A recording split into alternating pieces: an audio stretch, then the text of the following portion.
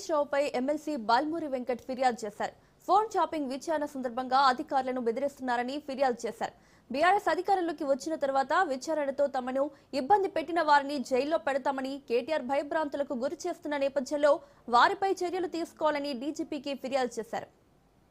సభ్యులు మాజీ మంత్రులు కల్వకుంట్ల తారక రామారావు అదేవిధంగా హరీష్ రావు గారు ఇద్దరు కూడా నిన్న కేటీఆర్ గారు మాట్లాడుతున్న సందర్భంలో చాలా క్లియర్ కట్ గా ఇండైరెక్ట్ గా కన్ఫెషన్ స్టేట్మెంట్ ఇవ్వడం జరిగింది. దానితో పాటు ఈ రోజు ఉదయంకి వెళ్ళి కూడా కేటీఆర్ గారు హరీష్ రావు గారు టిట్ ఇన్వెస్టిగేషన్ కొనసాగుతుంటే టిట్ ఇన్వెస్టిగేషన్ హాజరై ఏదైతే చెప్పాల్సిన వాస్తవాలు నిజాలు చెప్పాల్సింది పక్కన పెట్టి ఏదైతే సిట్ ఇన్వెస్టిగేషన్ చేసే అధికారులని భయభ్రాంతులకు గురి చేసి రేపు పొద్దున మళ్ళీ మేము అధికారంలోకి వస్తాము, అధికారంలోకి వస్తే ఎవరైతే ఈరోజు చిన్న సర్వీస్ ఉండి రిటైర్ అయిపోయినా కూడా మళ్ళీ తిరిగి మేము అధికారంలోకి వచ్చినాక మీ పైన చర్యలు చేపడతాము, మీ పైన చర్యలు తీసుకుంటామని చెప్పి వాళ్ళని బెదిరించే ప్రయత్నం చేసిర్రు.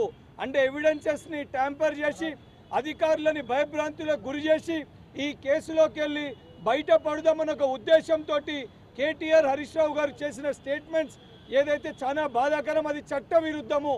దానికి సంబంధించి ఈరోజు అడిషనల్ డీజీపీ గారు అవైలబుల్ లేకపోతే అడిషనల్ డీజీపీ మహేష్ భగవత్ గారిని కలిసి శాసన మండలి సభ్యునిగా ప్రభుత్వంలో ఉన్న వ్యక్తిగా ఒక పౌరునిగా అధికారులని బెదిరించి కేసుని తప్పుదో పట్టించే ప్రయత్నం చేసే వ్యక్తులు బయట ఉంటే రేపు పొద్దున వారు ఒక ఎమ్మెల్యేలు కాబట్టి ఎవిడెన్స్ని కూడా ట్యాంపరింగ్ చేసే ఒక అవకాశం ఉంటుంది. కాబట్టి వాళ్ళపైన తక్షణమే కేసు నమోదు చేసి చర్యలు తీసుకొని వాళ్ళని కటకటాల లోపల పెట్టి ఇన్వెస్టిగేషన్ని ముందుకు జరపాలని చెప్పి వారికి రిక్వెస్ట్ లెటర్ ఇవ్వడం జరిగింది.